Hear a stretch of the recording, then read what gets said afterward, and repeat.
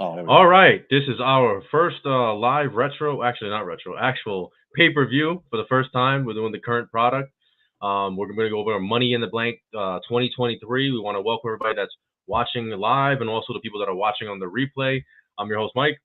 I'm Frank, man. Let's get into this. I'm gonna tell you this right now, dude. If you and I were there at this event, we would have lost our voice, especially on that main event. I don't want to jump the gun, but I gotta say this now.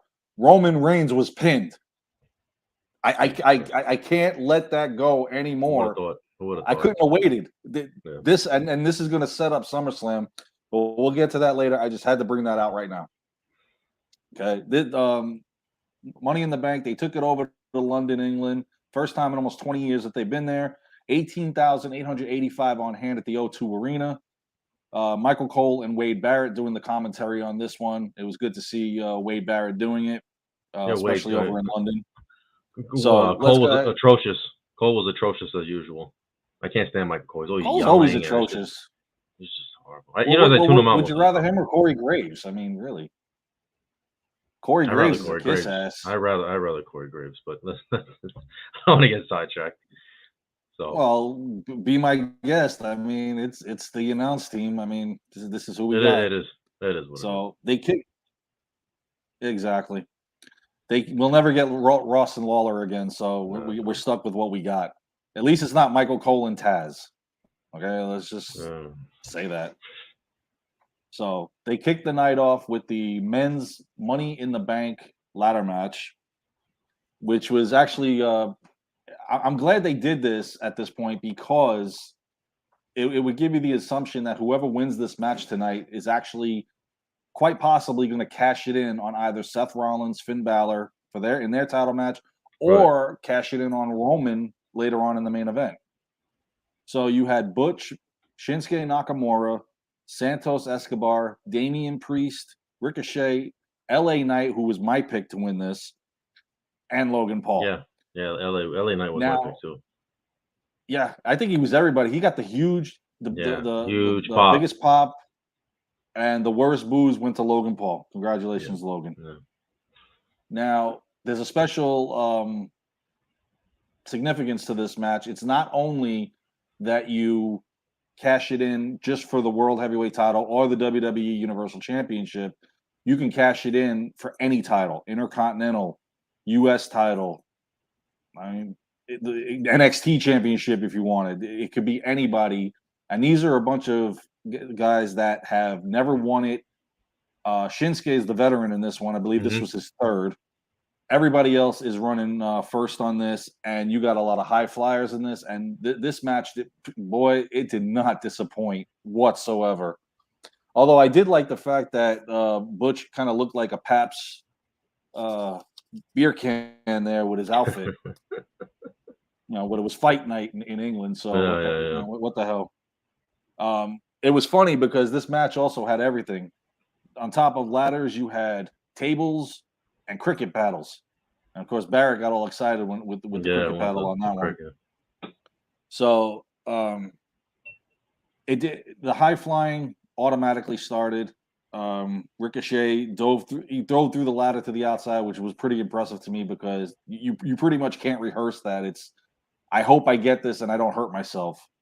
Speaking of hurting themselves, Logan Paul, that nasty bump he took from Ricochet on the table. He's lucky he didn't break his neck. Yeah, that was a tough spot. Ricochet hit one of his high flying moves off the middle of the rope onto the table that was planted on the outside, and it looked like Logan Paul's head didn't hit right. But unfortunately, he continued in the match. It was funny during the match. Logan Paul especially, he tried. What was it with Damian Priest trying to team up with him? There you go. I was trying to look for the word. He's trying to team up with him. He goes, I'm a big guy. You're a big guy. Let's take these guys out. Priest's like, yeah, I'm not buying it. And I mean, I really don't understand why they had to put this man in this match. This was a Vince move. It had to be. More than likely. I can't see Triple H doing it. I mean, I know he signed him, I mean, who knows? It's just I don't know why he was even in that match. No, I don't either, because you actually thought for a split second he was going to win it, because that's probably what Vince wanted, is for him to win the Money in the Bank, which would be atrocious. However, his next match supposedly did come out of this match, which will be a SummerSlam match against one of the members of the Brawling Brutes, because of his altercation during this match with Butch. It was funny actually. Also during the match, Paul hit with a frog splash on Priest. The fans still chanted, "You still suck." I love that. No matter what he did, they didn't care. Santos actually got close, grabbing the briefcase. Butch stopped him. When both men were on the ladder, Ricochet with a splash from the top rope wiped him out. There was one point Butch was on the top of the ladder on the outside. He flipped off onto everybody but Logan Paul. So he got all 5 other members, but Logan was the only one that wasn't there. So now Logan's starting to creep up and try to get the briefcase. Mm-hmm. Thank God he didn't get it. Santos' Hurricanrana on LA Knight off the ladder was intense. Now when they had the 4 guys on the ring, you had Ricochet, Nakamura, Santos, and Logan on top of the 2 ladders. Nakamura's ladder fell. Ricochet and Logan, that's what I mentioned before, they went off the top rope and then through the table that was set up on the outside. I mean, but ultimately, it came down to Damian Priest winning the Money in the Bank briefcase. LA Knight did have his hands on it, but Priest did a Falcon Arrow on LA Knight and takes it. Now, even though LA Knight was my pick to win this, I kind of had a feeling Damian Priest was going to win it because of the dissension that they're starting within Judgment Day. Because supposedly, as the story goes right now, is that Finn Balor will be outed and replaced by JD McDonough. Oh, jeez. Yeah, because I know Balor over the last few weeks since McDonough has been called up has been campaigning for him and been mentoring him, and they go back a long way. Yeah, I mean, Balor doesn't. I never felt that Balor really fit anyway. No, nothing against him. He's I a thought great it was better wrestler. with Edge. Yeah, he's a great wrestler. Nothing against him. I just thought he doesn't really. Well, that was a Vince move. Edge wanted to go a different direction with Judgment Day. He had a disagreement with Vince. Vince takes him out last year before he stepped away from creative, which honestly I never believe he did. Yeah. I believe every episode, every premium live event has a little bit of Vince in it. Yeah, sprinkled in there. Yeah. But Brock didn't show up tonight, so there's no Vince there. So following that match, for whatever reason, they did a video package on Ronda Rousey. Quite frankly, I forgot she was still there. I'm not a fan. I'm not a fan of Ronda. I didn't understand why they were highlighting her like that. I don't know. Some of the packages they do on these people, they don't. It's like why you're hyping them up, but it's like people that are already at that level. Right. I don't. Exactly. So our next match on the card is for the WWE Unified Women's Tag Team Championships. Shayna Baszler and Ronda Rousey defending the titles against technically the champions that really never lost the titles, Raquel Rodriguez and Liv Morgan. Now, this is the second year in a row that Liv Morgan and Ronda Rousey will face off against each other. Last year, Liv Morgan cashed in the Money in the Bank briefcase and beat Ronda Rousey, which still to this day I cannot believe. Because if you look at the two of them and the background on both of them, it's like, realistically, this can't happen. But it happened. Exactly. So, Liv Morgan now has her second shot at Ronda. And this match, it started out slow. It didn't disappoint, especially when one of the shocks of the night, for whatever reason, Shayna Baszler turns on her partner. Yeah. And this didn't make any sense. Swerve. Exactly, because I do know that Ronda and Raquel eventually were supposed to go into a program, and then they kind of swerved that to Raquel eventually going up against Rhea Ripley again from the NXT days.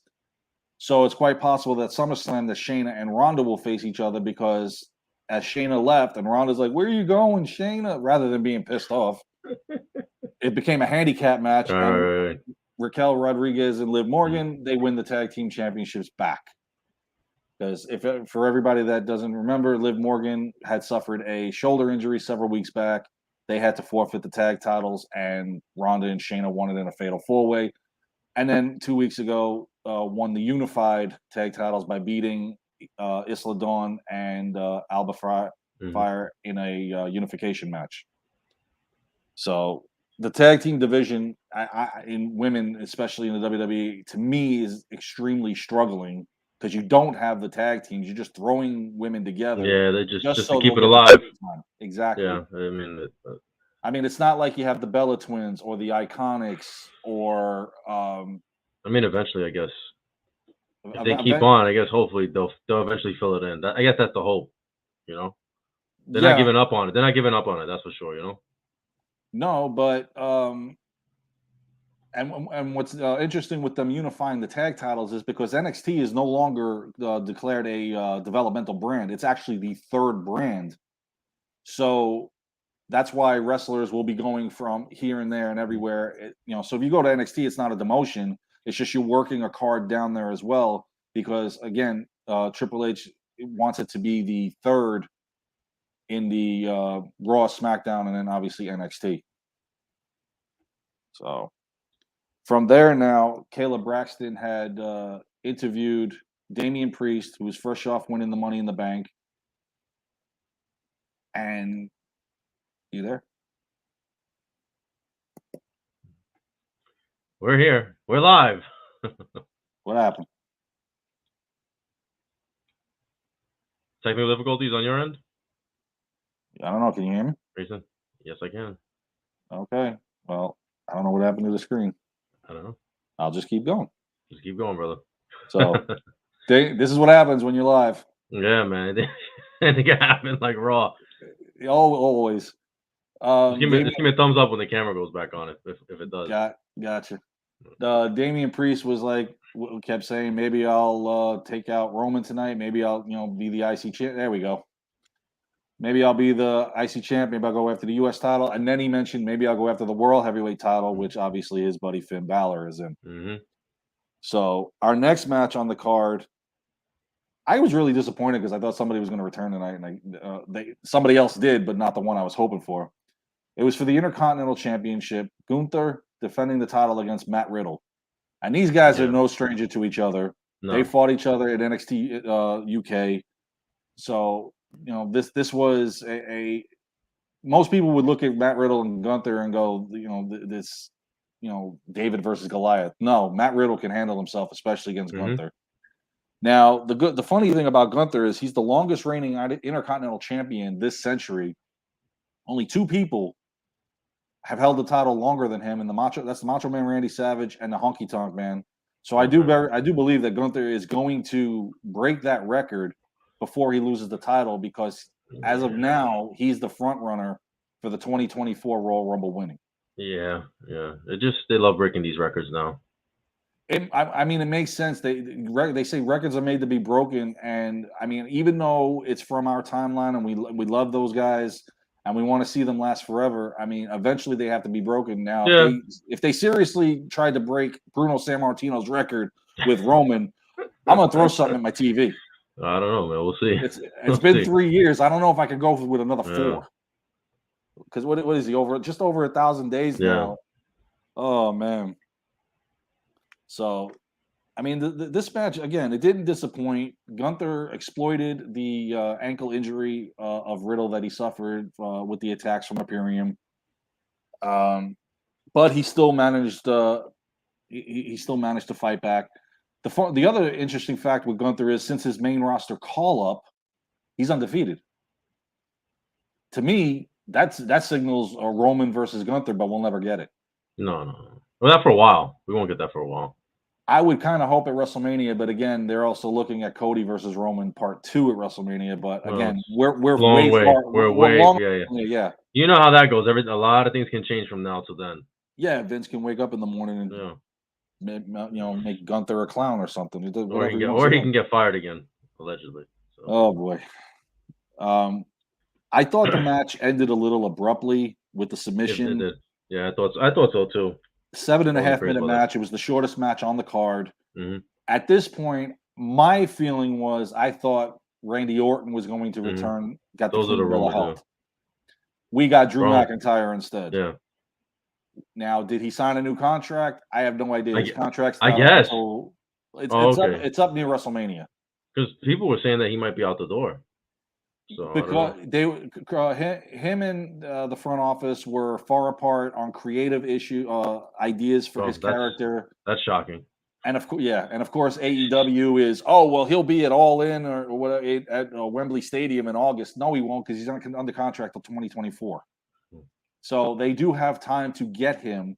Now, if McIntyre is irate about not being able to be the WWE champion at this time, get in line. There's about 20 other guys behind you that, you know what, you had your moment. You may get it again, but I don't think a program with Gunther is shabby at all.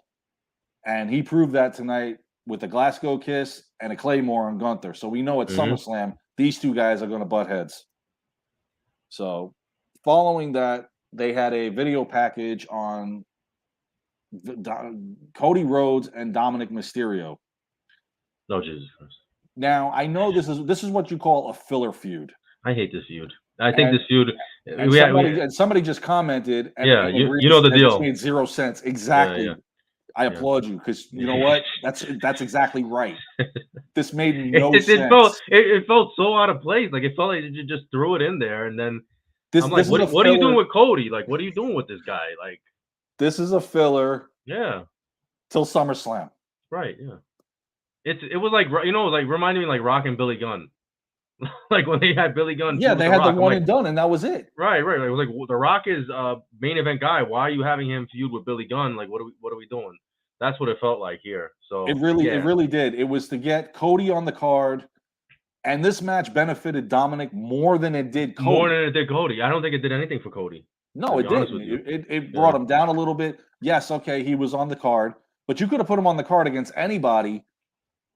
And what would have made sense is Brock Lesnar coming out and attacking him and setting up the third installment at SummerSlam, which is going to happen. Mm-hmm. But just Cody not feuding with the Judgment Day, he's just feuding with Dom. I don't know. And Dom constantly trying to run away because Cody takes his brace off. It felt lackluster. This was the weakest match they ever gave Cody on a pay-per-view. And he hits the Cody cutter and the crossroads and gets the pin. Obviously, because Dominic's not getting this victory. All right, he's not going over. I mean, now word is Dominic's next task is going to be something down in NXT, which is where he should have been all along. But we'll have to wait and see on that one. So, following that, this is what shocked me the most. The fact that John Cena showed up. And I don't know about you. And they were cheering him. They weren't saying Cena sucks. Yeah, and he commented on that. And he was surprised. He was surprised about it. Yeah. Well, he's there as an ambassador, I guess, to promote WrestleMania in London, which I wouldn't mind seeing a overseas WrestleMania at all. It would be pretty impressive if they went to Wembley Stadium, sold out the joint, and did a WrestleMania there. Why not? Whether or not they're going to do it, that's up to them. I know next year we'll be in Philly. After that, is it 2 nights in Philly? Do you know? I already haven't. It's always 2 nights. They got to stop with this 2 nights nonsense, man. They really do. The wrestlers just have one. But let's just do one night. I mean, and let's just have one night that's great, and that's it. We don't need. Well, granted, a lot of people don't want to sit through 7 hours. Me personally, it doesn't have to be 7 hours. It doesn't have to be 7. It doesn't have to be that long. You don't have to have 14 matches on the card. You don't. That's what I'm trying to say. Eight matches. Put it on there. Yeah, if they deserve to be on the card, put them on the card. Yeah, but whatever.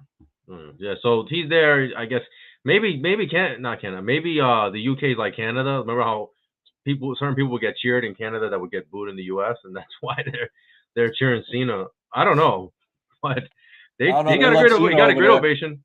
Yeah, he started talking about WrestleMania, and then you hear the music. Grayson Waller comes out. Now they haven't been able to. This guy hasn't gotten in the ring since his main roster call up because of a broken leg, which looked pretty healed tonight. In case some people don't know, Grayson Waller broke his leg during a match with Carmelo Hayes for the NXT title. So he has been up on SmackDown just doing his show, The Grayson Waller Effect. Now, he was promoting WrestleMania in Australia. Yeah, no. No, thank you, buddy. And the fans weren't down for it. And pretty much this ended in Grayson Waller attacking Cena, Cena giving him an AA. Now, is this a sign that these two guys are going to fight each other at SummerSlam? I don't know. We'll have to wait and see. But more than likely, in all likelihood, this is going to be a loss another loss for John Cena, because Grayson Waller goes, well, last time we saw you, you lost to Austin Theory at WrestleMania. Then before that, it was Roman Reigns at SummerSlam. Then before that, it was Bray Wyatt at WrestleMania, The Fiend at WrestleMania. When they mentioned Fiend, at least everybody, the Fiend part got a pop. Right. But at least he was losing to like superstars. He's losing to people that he wasn't losing to bums. No, he's losing to people that he's boosting their careers. Well, right. So if Roman didn't need the boost, but Austin. No, but at the same time, these are guys. Like if he loses to this guy, then that's bad. I don't know if you've seen NXT. So I don't think he's gonna go. I think Cena wins this match. I don't think they're gonna do that. Have you seen him wrestle? No, but I know I haven't. I really haven't seen much of him. He is pretty impressive. I would say that a win over John Cena at this point is too early. I know people just don't seem to care though. Like there's not a lot of buzz around him. I haven't seen it. Well, he hasn't gotten in the ring yet. That's the problem. Well, they draft him to SmackDown injured, and all he's done is had his television show. But when he was in NXT, and he did when they had that match not too long ago that Shawn Michaels had made up for the title matches, he was pretty impressive in that match. And his finishing move is in bed. He's got a ways to go. Just gotta wait and see. Yeah. He's green on the roster, hands down, because he hasn't been in the ring with anybody on the main roster. But once he is, I believe he will be a house of fire. He reminds me of The Rock. Oh, Jesus Christ. Hold on. No, it's on the microphone. Oh, no, stop. He has got the microphone skills. The Rock. The Rock is one of the greatest wrestlers on the mic ever. But I didn't say wrestlers. I said on the microphone. No, but he's the one. That's what I just said. That he's one of the best on the mic ever. All right. Take it back. Whatever. He's got to. Ahmed Johnson, maybe Ahmed Johnson. No. Ahmed Johnson was horrible on the microphone. No. That guy needed MVP back then, like Lashley did. In any event, now that they moved on from that 25-minute skit, they had a video package showing how all the women in the Money in the Bank ladder match had qualified. This wasn't a too shabby a match as well. Here we go with the rundown of the participants. It was Bayley and Io Sky from Damage Control, which I love. When Bayley came out, the announcer said from Judgment Day. Yeah, I saw that. No, she's not from Judgment Day. Yeah. This isn't Rhea, but thanks for coming and playing with us. Bayley and Io Sky. You had Zelina Vega, who has really, really shined this year. Zoe Stark, which puzzled me that she was in there, but she's the protege of Trish Stratus, and Trish Stratus is in this match. Why Trish Stratus is back and wrestling a semi-full schedule, that's puzzling to me, because it was Lita that signed the contract to come back for one more run, and now it's Trish Stratus that's doing it. Now Trish originally was just supposed to she was originally supposed to turn on Becky at WrestleMania, which would set up the match for SummerSlam. That didn't happen. They moved forward with it, and now Trish has just been pretty much an every week thing on Monday Night Raw, and she was even drafted to Raw. So it's surprising to me that she's coming back for one more run. She doesn't need it, but she probably needs a paycheck though. Well, she's got a company. Maybe she just missed it. Listen, inflation is high. It doesn't hurt to get the extra income, you know? Yeah, seriously. You got that right. Talking to a guy with 3 jobs, I know it. And then Becky Lynch was in this match. Now, this match has eluded both Becky Lynch, who has been in this before and never won it. Trish Stratus has never won it, which to me, I thought, okay, this is going to pad her already stacked resume. Did you notice the outfit did you catch Becky's outfit, where it was from? I don't know if you caught it. I think I might have been one of the only people that caught it. I was trying to place it. It was on the tip of my tongue, but X-Men, Banshee. Yes. Yeah. I kept looking at it. I was like, I know that outfit from somewhere. I can't place it. She had the Thank Banshee you. X-Men outfit, yeah. And they all had a pretty even Bailey Mhm. actually finally wore something halfway decent. Yeah. Now, my pick for this, I got lucky. I got the winner. It was Io Sky because I knew if anybody deserved it, it is her. The genius of the genie of the sky, genius of the sky, whatever you want to call her. This woman is phenomenal in the ring. She was smart. She was smart handcuffing I Becky love that and part. the double Yeah, handcuff she on her. handcuffs Becky and Bailey, jumps on top of them, gets the money in the bank, and the both of them are just looking at each other like, yeah, whatever. Vega did who was that? I don't know if I forgot who she did the move on. Vega did some crazy move off the ladder, like a kind of Oh like yeah, was like a power bomb. Forgot what it was called. yeah. They call she calls it Code Red. Yeah, that would look Yeah, like a nasty bump. yeah. They got lucky on that one. When they showed the replay on it, Because it was ladder to ladder. yes, from the top of the ladder Yeah, over onto the one that was placed on the floor. yeah. So yeah, that was pretty impressive. I really thought that Becky was going to be handcuffed to the ring post, that Trish and Zoe were going to take her out. I thought maybe we'd see some animosity between Trish and Zoe or Io and Bailey, considering they're both, their tag teams or factions.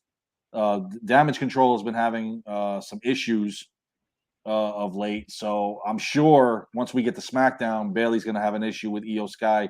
Now, I did find out that the women's again, this could change. The women's attempt to cash in may be a failed event because in all likelihood she's going to cash it in on Rhea. I would like to see Io cash it in on Asuka because I would love to see the two of them go at it. Because they also remember in the promo in the beginning, they showed that the women cashing in the Money in the Bank briefcase has been 100% successful. Yeah, we can't have that. Yeah. Especially when the men's is so far down. Now, Damian Priest cashing in probably will be successful because ever since his match with Bad Bunny, he has been number one on Triple H's radar. Like, this is the guy up there. He has made elite status. So him cashing in, I believe.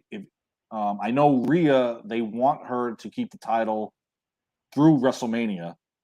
So if Io cashes in either way, I don't think it'll be successful, but at least it'll be a hell of a match. So, but all these women, hands down, had an impressive night on everything they did. And again, the way Io manipulated Becky and Bailey with the handcuffs, pure genius. So, I don't know if you liked the match. At first, it was a little lackluster, but then it picked up. Yeah, but it picked up. It picked up. So, the next video package they showed us was this is 7 years in the making. They kept saying it. it. And I believe it. It was Rollins and Balor. Ever since Balor has had animosity with Rollins ever since SummerSlam 2016, when a buckle bomb on the outside tore his labrum in his shoulder, and he was champion, the inaugural Universal Champion for 22 hours. Yep. Never got he got his rematch, but unfortunately, he never got the title back, which I thought was bull because I firmly believe he should have been champ when he returned. Absolutely. But whatever. But he gets his chance now once again against Seth Rollins. And I can't believe they had the audacity to do. He did the buckle bomb again. Yeah, he did it. And when he did it, now obviously ever since the Sting injury, he has been doing it higher on the turnbuckle where the neck and the shoulder don't get hit. So at least there's that. But I could not believe he did this again to Finn Balor after 7 years ago of what happened. And this match, again, this didn't disappoint. I loved how the fans kept singing his song. Yeah. And Balor finally couldn't take it anymore. Now, this is where the match gets interesting. Damian Priest comes down. Yep. First to distract Seth Rollins to get into his head. But then Finn Balor, he got into his head. And then and then the fans were calling cash it in. Which I really thought. I thought he was going to cash in. But I was like, I think he's going to cash it in right in the middle of this match, and it was a triple threat. Yeah, because they talked about how Seth Rollins did it several years back, the heist of the century against Roman and Brock. they figured, well, Priest is going to do the same thing. Yeah. It's not the same as doing it at WrestleMania, Right, but not quite, still. Yeah. Or I thought he was going to wait until the ending Mm-hmm. and get a battered Balor or Rollins. Now, what made it interesting was Balor had done two coup de grace on Rollins on the outside. Mm-hmm. When he went for the third one, that's when Priest got up and started charging to the ring. Balor's looking at him like and mouthing Yeah. to him, "What are you doing?" And he goes for the coup de grace, misses it. We get a curb stomp, and Rollins keeps the title. That's when I thought Priest was going to cash it in and at least get the title back to Judgment Day. Oh, I know. I figured he was gonna wait after that, like, because he wanted to, kind of get it on a surprise. That's what he was trying to do. He was trying to sneak in there. And this is just going to add to the animosity of Judgment Going Day. forward, yeah. Because a couple of weeks ago, Balor and Priest were talking about it. He asked Priest, if you win the title, are you going to cash it in on me? He goes, how could you say that about me, bro? We're brothers. Yeah, right. Yeah, right. You're not cashing it in on Roman. Let's just get that out the way. So you better cash it in on whoever wins this match. But costing Balor the match is going to be interesting to see what happens on Monday Night Raw. So, and after the match, they got into a kind of semi-heated argument. Nobody threw any blows. Yeah. Not yet. No, it's coming. So, following that match, they showed a video package of Edge's career, mainly because it's winding down. Next month, I believe, will be his retirement. Yeah, I know. Because he said 1 year ago that once they came back to Toronto, he was going to call it a career. It's unfortunate that SummerSlam isn't in Toronto, but that when they go to Toronto, it'll be after SummerSlam. So he'll probably have one last SummerSlam match against somebody. And then he'll retire in Toronto. He will be. It was returning. a shame. Go ahead. What? It was just a shame when he first came back and he won the Rumble. Then COVID happened, and he didn't get to go to be in WrestleMania, because that would have been huge. Well, the whole lockdown and everything took away from his match against Randy Orton. Mm-hmm. And then he wins the Rumble. It really did, man. It really did. Like, that was supposed to be his moment, When he won the Rumble, it was pretty much an insult and they show it tonight. Roman, and they mentioned Daniel Bryan's name. Yeah. How Daniel Bryan and Edge were both covered by Roman. I thought that was a slap in the face to Edge because there was supposed to be a one more title run for Edge. Now, whether they're going to give it to him and he's not retiring next month, I don't know. I doubt it. We'll see. Yeah, he never signed on. He signed a 3-year deal back when he came to the when he returned at the Royal Rumble. I don't know if they tacked on the injury months that he was out after he had a match, the greatest match of all time against Randy Orton, and then they had to redo the match, and then he got hurt. Yeah. So I don't know if they've tacked that on. They probably have, considering he's been there this long, over the 3 years. So I don't think he's going to return. I think this is him going out on his own terms. Maybe, yeah. So I mean, but the man has had one hell of a career. I hate to see him go because I think he still has it. But I mean, you got to go at some point. So, and then following that, Caleb Braxton was up at the Skybox interviewing two guys that wanted to get a good bird's eye view of the main event, Kevin Owens and Sami Zayn. Yep. Who, by the way, will be in the next couple of weeks getting new tag team titles as we go back to WWE Tag Team Championship and the World Tag Team Championship. Yeah, I'm sure they'll look like garbage like all the other belts. I don't mind the Seth Rollins' title. I do. It's the world title with the WWE logo on it, pretty much. Right in the middle, yes. And it ruins the belt. The middle of it is what ruins the belt for me. It's all right. The gold around Roman's waist. Bring back the big gold belt. Just bring back the big gold. I thought they would. I really did that. I really thought they were going to. They didn't. But apparently not. And then, of course, Roman's rocking around with 3 belts. Roman 3 belts. Yeah, exactly. Please don't face Seth Rollins anytime soon. We don't need Roman 4 belts. Oh my God! Part of me wants to see it. Part of me wants to see it just to laugh. Yeah, and then Triple H will be designing another belt that Roman will get in 6 months after that. Oh my God! Please end it. But in any event, following that, they showed what is led to the main event, and this has been a long, awesome storytelling event with the Bloodline. of how they dominated last year, and now how we're at the bloodline civil war match between the Usos versus Roman and Solo Sikoa. Now, a lot of people have been aggravated and pissed. I've seen the comments on some sites. Oh, Roman hasn't defended the title. Whatever happened to the 30-day rule? Roman not defending the title right now makes sense, and I'm going to tell you why. It's because there's the story that they're telling with the feud that's within the bloodline. I mean, the only thing that's good on SmackDown is the bloodline. To me, that storyline is the only thing that's good, and so you got to keep running with it. It has been for a while. Keep running with it. Yeah. Because I believe that at SummerSlam, Roman Reigns will be defending the title against Jey Uso. He's going to be the first one. And if you're going to ask, and if anybody asks, well, why do you think him? Well, it's because of what Jey did this night, and I'll get to that in a little bit. So, like I said, it does make sense that Roman hasn't defended the title because of everything that the Usos did. The Usos lose the tag titles at WrestleMania. Roman tries to vindicate the loss by going up against Owens and Zayn. They lose that match. Now you're telling the whole story of how, the Usos are out. Or you think that Jey and Jimmy are splitting when Jey tells him, you're out. And I'm out too. Super kicks Roman. This has been awesome. No, it's been great. This is a great storyline. Yeah. Oh, yeah. No, it's one of the greatest storylines in recent history. Yeah, by far. No. And to think a few years ago when they started putting these three guys together, Vince didn't want to do it. Until finally, it makes sense.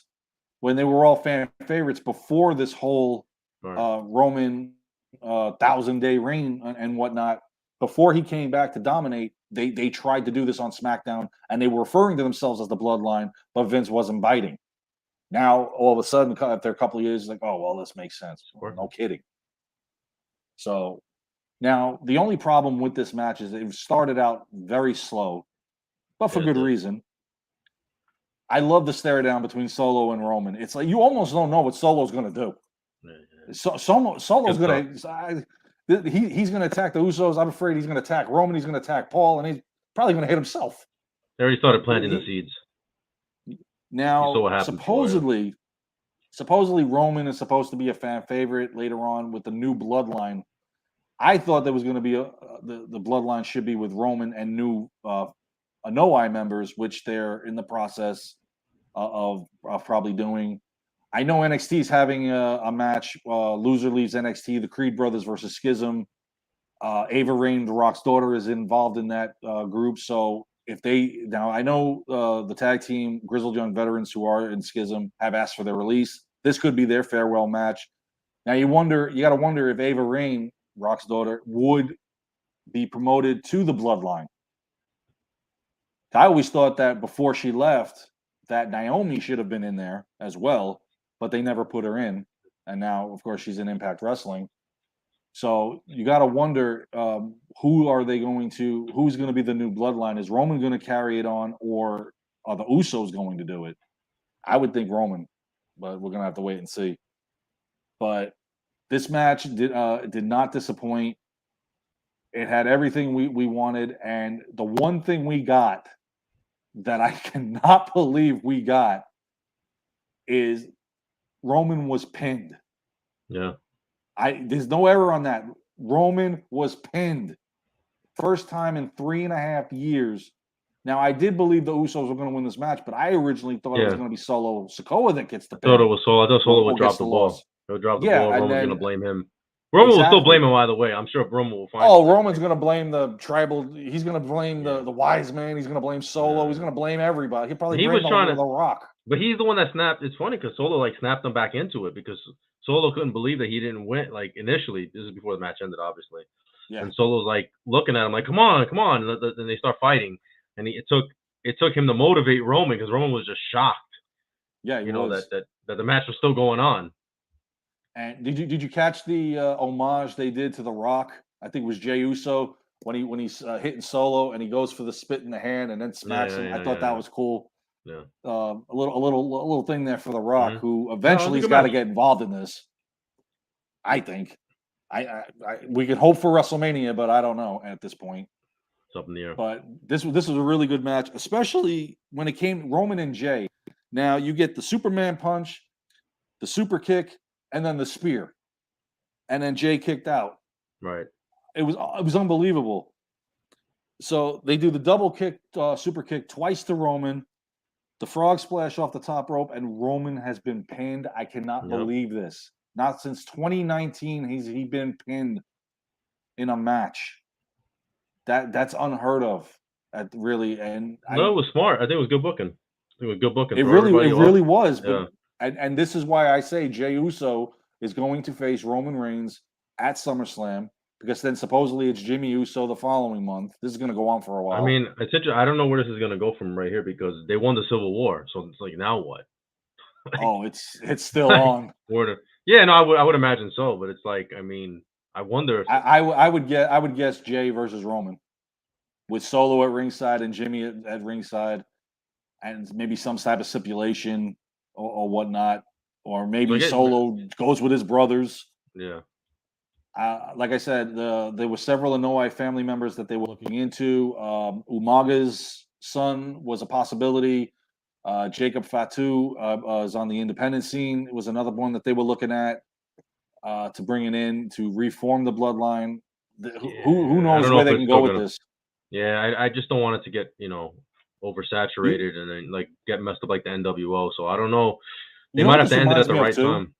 This reminds me of Evolution, where it's just Triple H and Batista, and Solo being Batista, and eventually he's gonna slap the shit out of Roman, like Batista did. Right. Thumbs up, thumbs down thing. That's just it feels. Then like eventually just disband. Eventually just disband, and that's it. So maybe they end up doing that. Yeah, and then the new bloodline is Usos and Solo. Or maybe they don't even. There's no telling, but I mean, yeah, there's no telling, but we'll see. If they do it right, they could. Yeah, it's hard. If they do it right, they could linger. Yeah, it's really, really difficult to, like, you have the great guys, great story, and then to keep it extending, it becomes very, very, very tricky. So, but we'll see going forward. They have to do the right thing here before, so you don't water it down. Yeah. And then everybody's like, "Oh, you're milking this just to keep it going." You're milking it, yeah. Because right now it feels natural, it feels organic. Yes, it does. For the last year and a half, definitely. Yeah. Overall, I thought this pay-per-view was entertaining. I thought it was okay. It wasn't Vinced to me. I don't feel it was. I don't see an outcome as Vince McMahon kind of going to Triple H, going, I'm not going to do this. Yeah. Let's do this. Yeah, it was okay. It was decent. It wasn't bad. Keep the old man out of there. Come on. Please. Triple H is doing good. For the last year, he's been doing good. All right, well, that's our review. Thank you for everybody joining us. Thank you for everybody that's watching the replay. Please like, comment, share, subscribe, and we'll see you guys soon. Take care.